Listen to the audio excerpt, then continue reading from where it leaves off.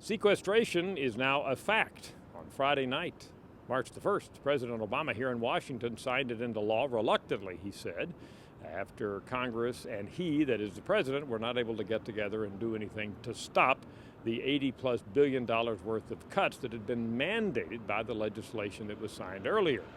We've asked Americans off and on about what they think about it, but let me share with you now Americans' reactions after the sequestration became a fact. These are interviews that were conducted Saturday and Sunday, so it was just after the news became apparent that nothing was going to be done to stop it.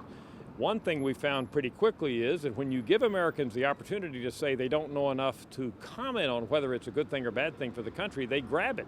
Look there, a little over half of Americans say they don't know whether this is going to be good or bad for the country, and an even higher percent say they don't know whether it's going to be good or bad for them personally. Now again, this is based on question wording which gives the respondents this explicit alternative.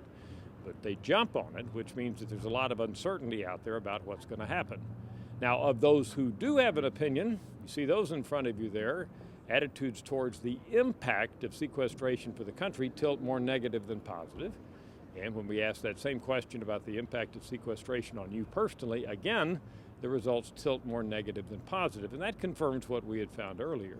So the bottom line here is that of those who have an opinion about sequestration, attitudes are more negative than positive, think it's going to be a bad thing rather than a good thing, but the jury's out for a lot of Americans who are, as we're standing here today, kind of waiting and seeing what impact this is going to have on both them and the country as a whole.